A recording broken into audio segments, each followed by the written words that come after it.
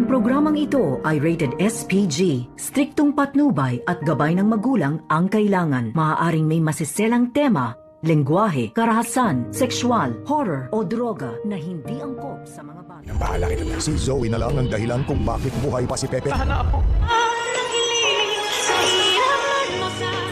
Narito na nga ang ating pakaabangan sa abot kamay na pangarap. Nang marinig nga dito ni Zoe ang pag-uusap ng kanyang ina at ito ngang si Balahadja na pinapauwi nga itong si Zoe kung saan ay sila na daw ang bahala ni Balahadja dito kay Tanda.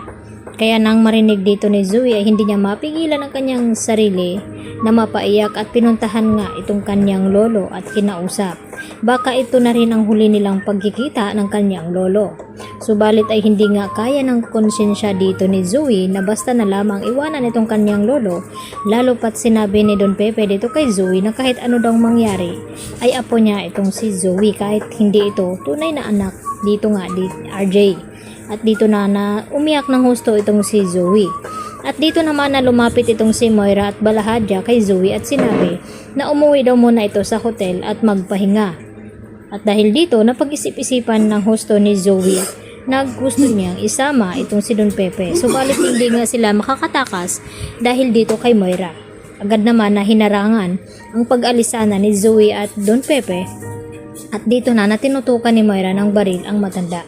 At dito na rin na nagmamakawa itong si Zoe sa kanyang ina na wag daw tapusin itong kanyang lolo. Maawa na daw siya dito dahil matanda na. At dito naman na napaiyak ng husto itong si Zoe at hayaan na lamang na magpakalayo-layo itong si Don Pepe nang sa ganun ay hindi makarating kina Giselle at RJ ang nangyari nga dito sa matanda. Samantala, naikwento nga dito ni Lynette dito kay Annalyn na tumawag daw itong si Zoe dito kay Carlos Benitez at ang pagtawag na daddy dito kay Carlos.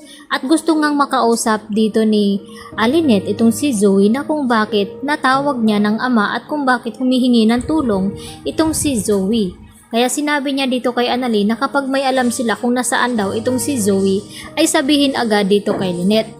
At naikwento din dito ni Annalyn kay RJ na tumawag daw di umano itong si Zoe dito kay Doc Carlos. At hindi lang iyon dahil tinatawag daw ni Zoe na daddy itong si Doc Carlos. Hindi naman pwedeng magkamali ito dahil malayo ang RJ sa pangalan na Carlos. Kaya mas lalong nagtataka itong si RJ na kung anon ba ang nangyayari dito kay Zoe. Lalo pa ngayon na may kutob na nga itong si RJ na magkasabwat itong si Moira at itong si Balahadja. Dahil suspect na nga ngayon ng mga pulis itong si Balahadja dahil sa mga patong-patong daw na kaso na ginawa nito. Kaya naman, sinabi ni RJ sa mga pulis na walang duda na ang kasabwat ngayon ni Moira ay walang iba kundi itong si Balahadja. Lalo pat sinabi dito ni Annalyn na nakita nga nila ni Regan itong si Balahadja doon sa hotel na kung saan doon nakatira itong si Moira at yung araw na yon yun din ang pagkawala dito ni Don Pepe dahil makipagkita sana itong si Don Pepe dito nga kay Moira. Kaya mas nadagdagan ngayon ang kanilang pagdududa na baka may kinalaman talaga itong si Moira at lalo pa ngayon na palaging nawawala itong si Zoe at hindi pumapasok sa kanyang trabaho.